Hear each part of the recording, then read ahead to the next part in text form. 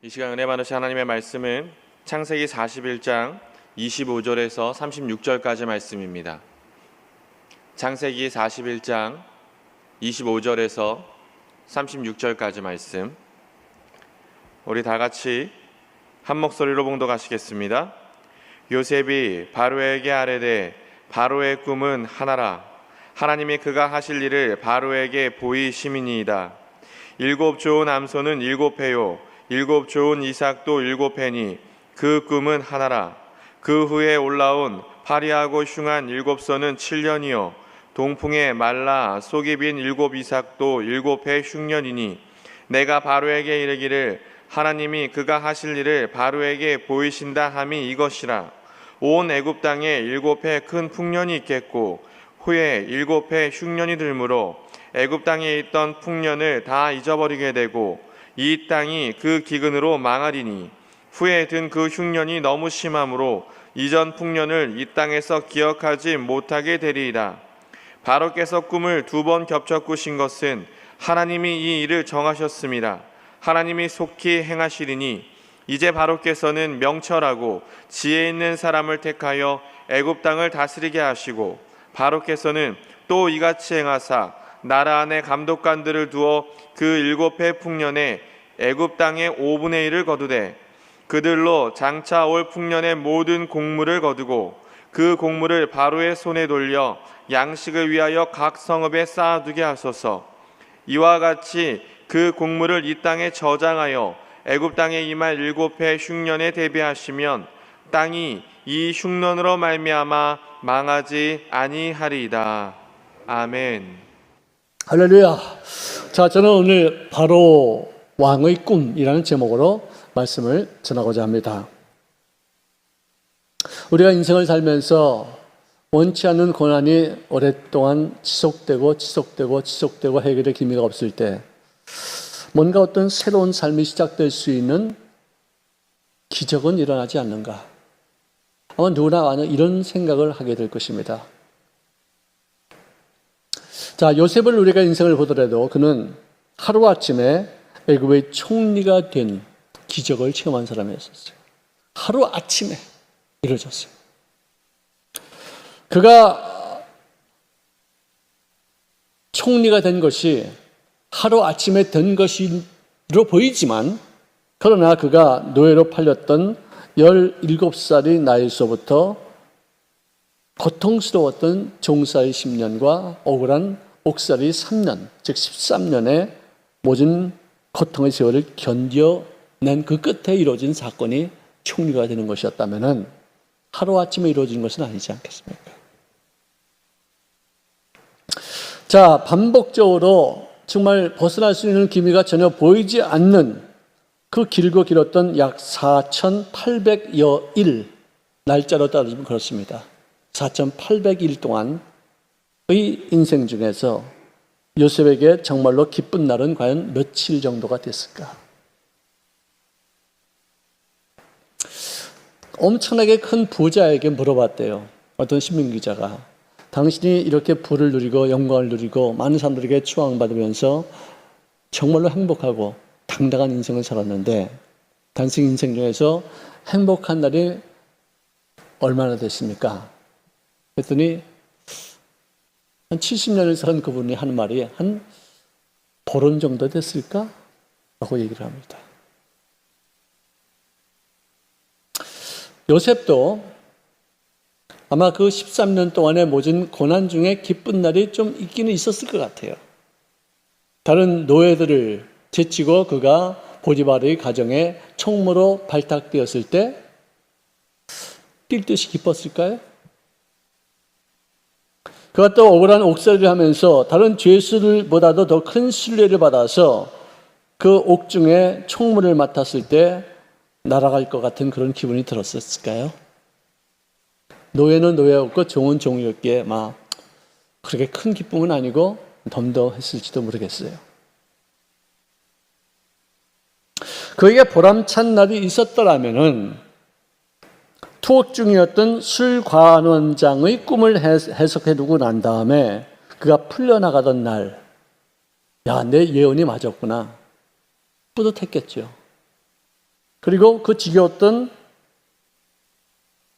옥살이가 이제는 그에게 내가 부탁했었던 만큼 이제 곧 이어서 석방될 것이라는 그 기대심 때문에 좀 더 기쁨이 더 있었지 않았을까 생각합니다. 그런데 그 기쁨은 시간이 갈수록에 기대했던 만큼 현실이 나타나지 않을 때 오는 그 절망감으로 바뀌지 않았을까 하는 생각도 합니다. 어쨌든 그 지겨웠던 세월 중에서 가장 기뻤던 날은 그가 애굽의 총리에 오를 때였다는 사실만큼은 부인할 수가 없을 것입니다. 자, 그렇지만 그 환희의 모든 기쁨과 영광은 일상의 여러 고통을 통과한 끝에 찾아온 기적이었기 때문에 하루아침에 이루어졌다고 말할 수는 없겠죠. 최소한 13년 동안의 고난 중에 한 번의 기적을 일어났던 것이다 말할 수 있을 것입니다. 자, 이제 술 관원장이 복직한 이후 2년이 지났는데 거의 같은 날이라고 합니다. 그러니까 바로 왕의 생일이었겠죠. 그가 꿈을 꾸기를 나일 강가에서 야위고 흉측한 암소들이 올라오는데 기름지고 살찐 암소 7마리를 잡아먹었어요. 또 연이어 또 꿈을 꾸었는데 야윈 이삭이 통통하게 잘 여문 이삭을 삼켜버리는 그런 꿈을 바로 왕이 꾸었어요. 그 꿈을 해석할 수가 없기 때문에 애굽의 마술사들 다 불렀습니다. 현자들, 지혜자라고 말하는 사람들, 장래를 예측한다는 사람들, 꿈을 풀이할 수 있다는 사람들 다 불러드렸지만 어느 누구도 그 꿈을 해몽할 사람이 아무도 없었어요. 그때 당시에 바로 왕은 신이었어요. 법이었었어요. 그 사람이 하는 모든 행동은, 명령은, 언행 품사는 완벽했기 때문에 하나님이라고 그를 섬겼어요. 그런데 하나님이라고 말하는 자기 자신이 가지고 있는 모든 권세로도 감당하지 못할 만한 번민에 빠지게 된 거예요. 이 꿈을 해몽하지 못하니까. 이 꿈이 무슨 뜻인가? 좋은 꿈은 아닌데 흉몽인데. 그때 술 관원장이 나타났습니다. 왕께서 떡 굽는 관원장과 함께 나를 신의 제장이 옥에 가두셨을 때 하룻밤에 각기 뜻이 있는 꿈을 꾸었는데 한 히브리 청년이 우리 두 사람에게 각각 그 꿈을 해몽한 적이 있었는데 그 해몽한 대로 나는 복직이 되고 그는 죽었습니다. 그 얘기를 그때 가서 하는 거예요. 그 청년이 누구인지 당장에 데려오라! 그 명령을 받은 사람들이 요셉에게 달려들어서 그의 머리를 손질해주고 수염을 다 깎고 또 애굽 사람들이 입는 옷을 깨끗하게 잘 입혀서 왕 앞에 세웠습니다. 왕이 말합니다. 내가 한 꿈을 꾸었으나 그것을 해석하는 자가 없더니 내가 들은즉 너는 꿈을 들으면 능히 푼다고 하더라. 하니까 그 요셉이 하는 말은 이것입니다. 내가 해몽하는 것이 아닙니다. 하나님께서 바로 왕께 편안한 대답을 하실 것입니다.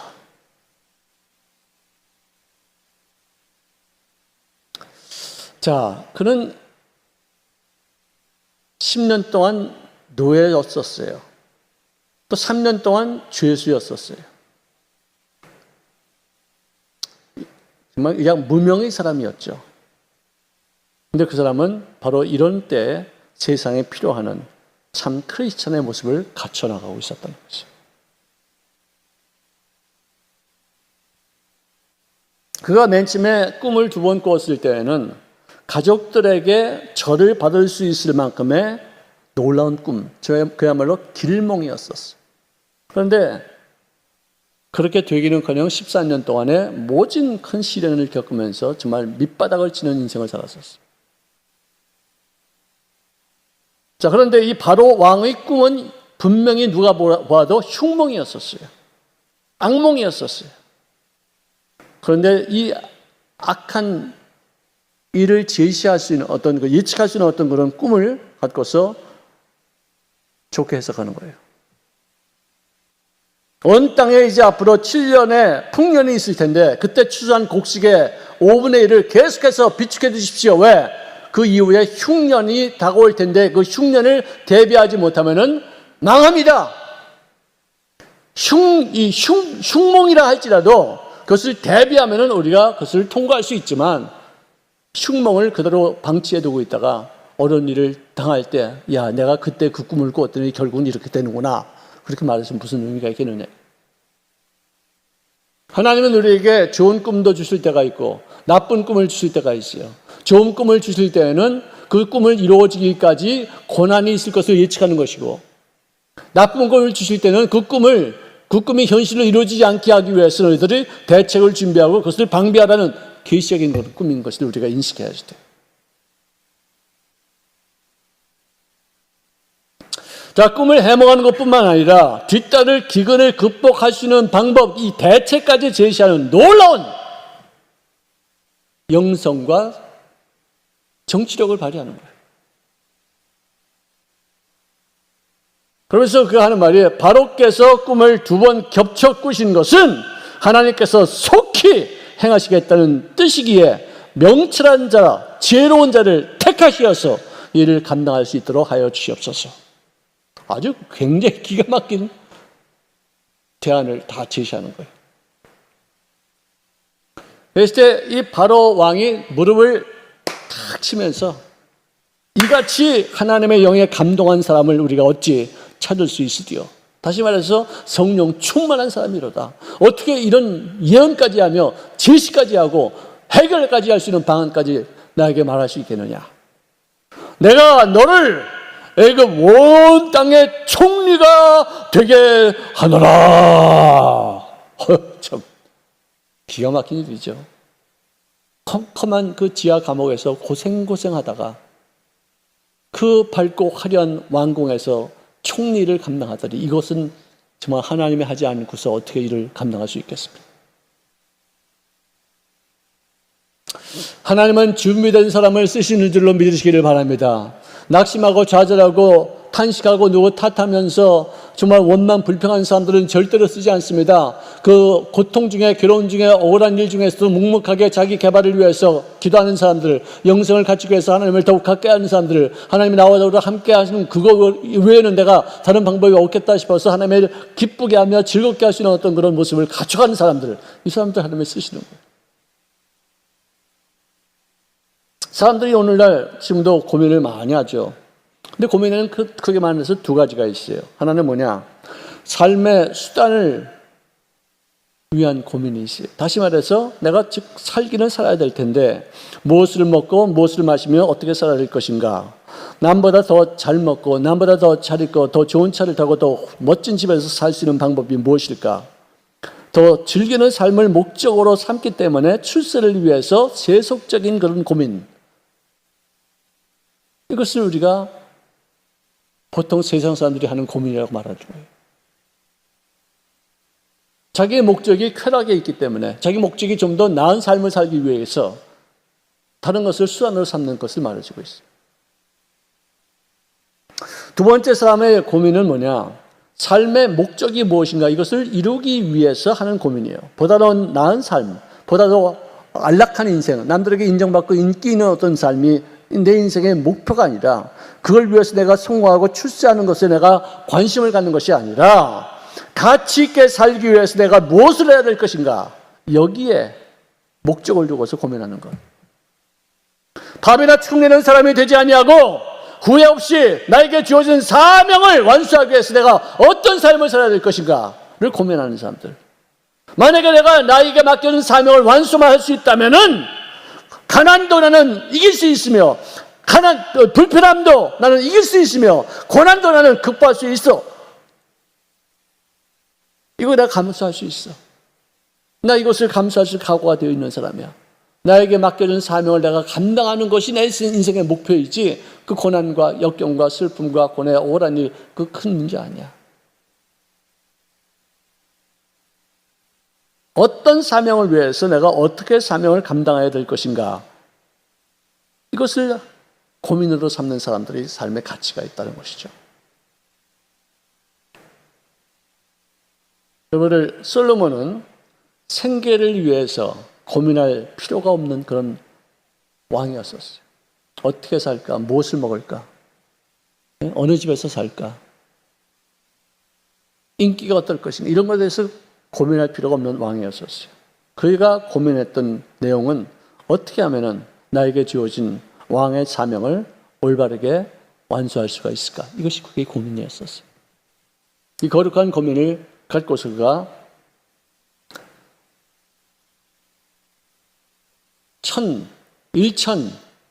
그러니까 번제를 드리되 1,000개의 번제를 드린 거예요.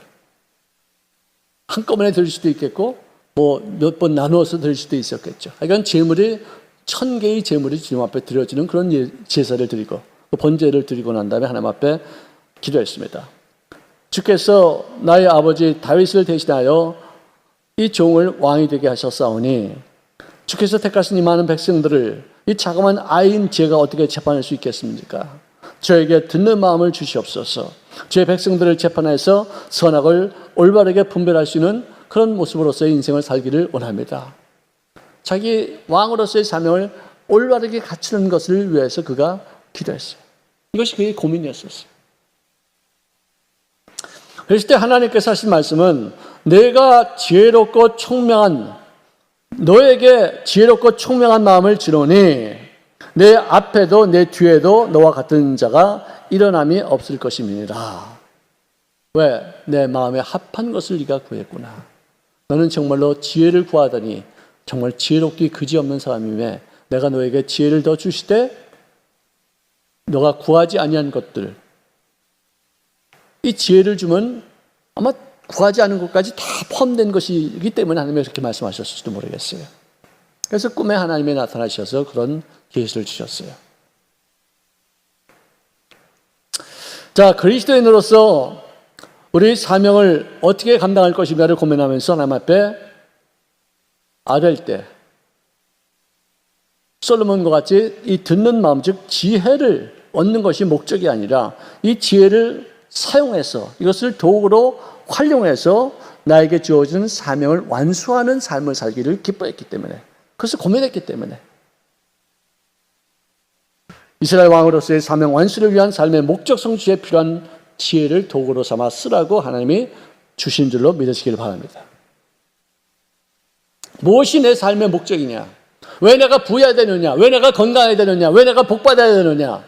내가 왜 지위를 높여야지만 되느냐? 이것이 목적이 아니라 이것을 도구로 사용할 수 있는 인생이 되어져서 정말로 나에게 맡겨진 그 목적을 달성하기 위해서 애쓰는 인생이 되어야지만 되겠다. 주님 친히 말씀하셨습니다. 마태복음 6장 31절에 그러므로 염려하여 이르기를 무엇을 먹을까? 무엇을 마실까? 무엇을 입을까? 하지 말라. 이것은 너희의 삶의 목표가 아니야. 이것은 어떤 일을 이루기 위한 하나의 도구일 뿐이지 이것을 구하지 마.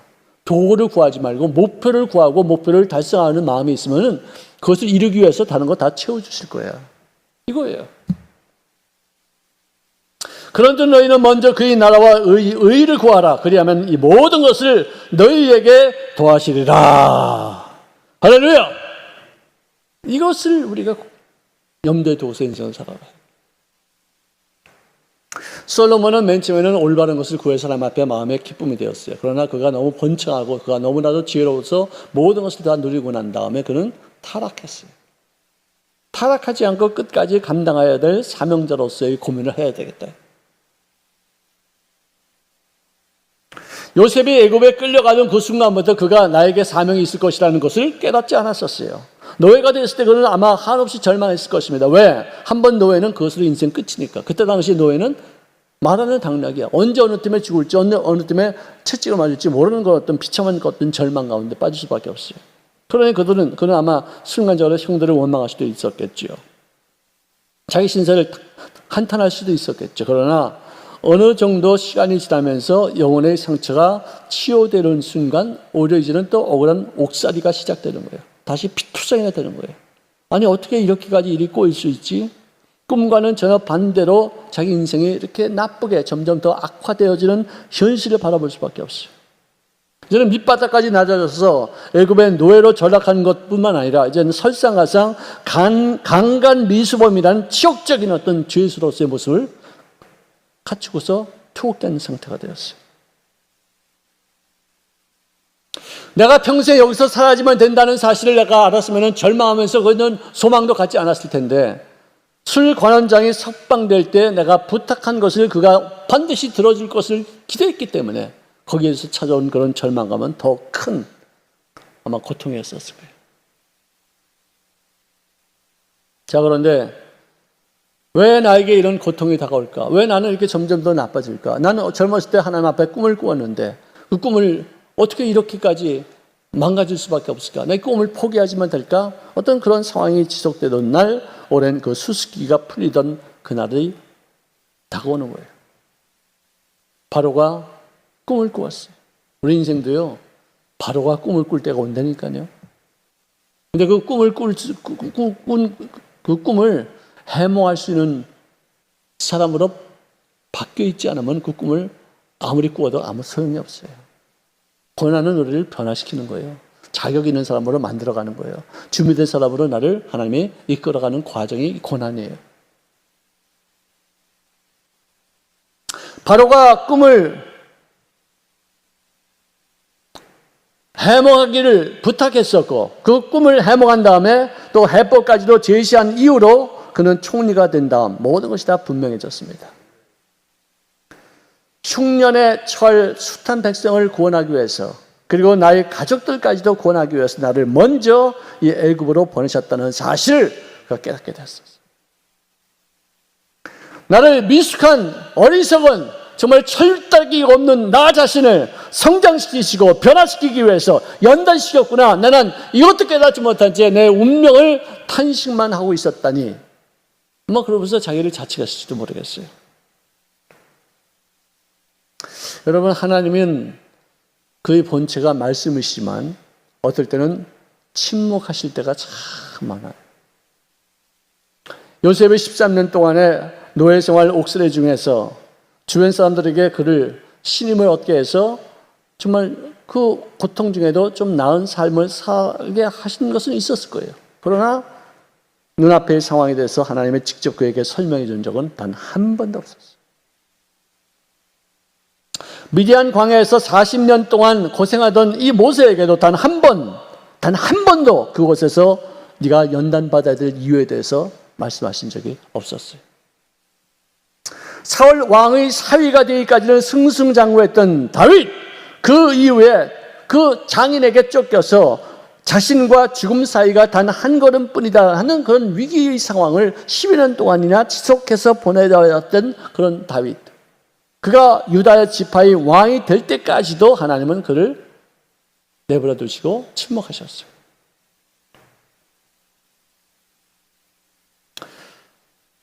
바로 왕이 꿈을 꿀 때까지 그야말로 암울했던 요셉의 13년 동안의 세월.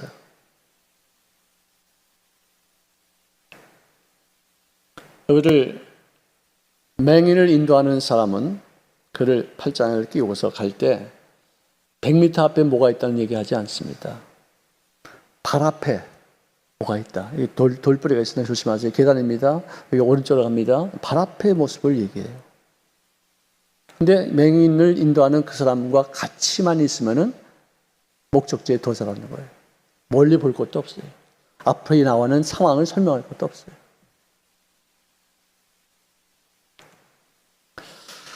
계시록에 나타난 그 내용들 우리가 어느 누구도 정확하게 해몽이 아니고 그걸 해석할 사람이 아무도 없어요. 오직 주님 다시 오실 때 그때 그것이 다 이런 말이었구나 알게 될 것이겠죠.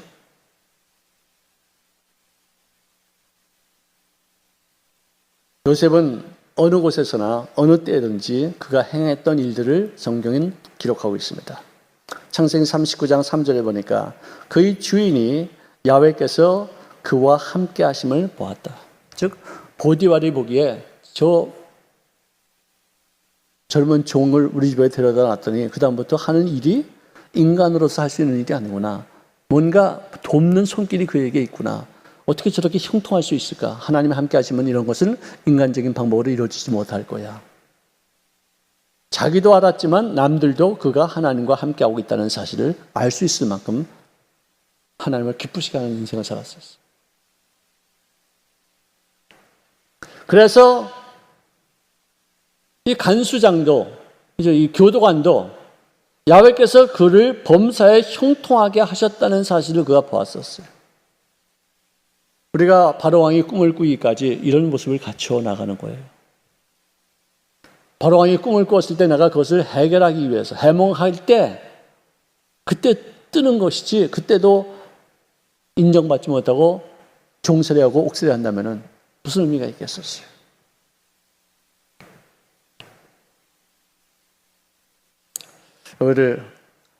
우리 바로왕이 꿈꿀 때가 반드시 올 것입니다. 우리가 언제까지나 이 종살이, 옥살이, 노예살이 이거 아니에요. 언젠가는 쨍하고 해뜰 날이 올 거예요. 그때 바로왕의 꿈을 해몽할 수 있는 사람으로 만들어져 있어야 돼요. 우리를 권하는 기회입니다.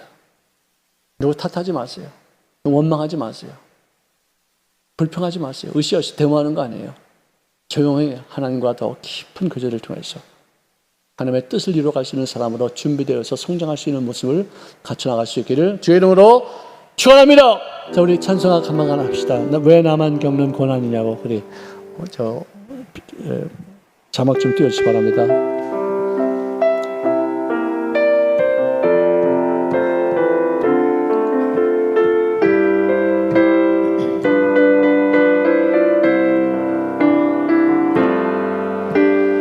왜 나만 겪는 고난이냐고 불평하지 마세요.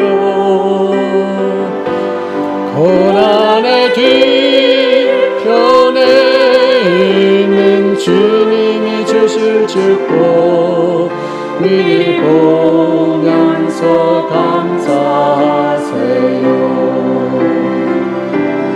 너무 견디기 힘든 지금 이 순간에도 주님이 일하고 계시잖아요. 남들은 지쳐 앉아있을지라도 당신만 일어서세요. 힘을 내세요. 힘을 내세요. 주님이 손잡고 계시잖아요. 주님이 나와 함께함을 믿는다면 어떤 역경도 견딜 수 있잖아요. 네, 고맙습니다. 기도하겠습니다. 사랑하시는 주님 고맙습니다. 요셉의 생애를 통해서 고난의 의미가 무엇인가를 깨닫게 도와주셨사오니 감사합니다. 반드시 우리들의 생애에도 바로왕의 꿈을 꾸고서 그것을 해몽하지 못할 그때가 오게 될 것입니다. 그럴 때 우리가 그 꿈을 해몽하시는 사람으로까지 변화되시는 죄를 되어지게 도와주시옵시고 이 고난을 헛되게 보내지 않은 슬기로운 인생을 누리게 하여 주시옵소서. 예수의 이름으로 축복하며 기도합니다.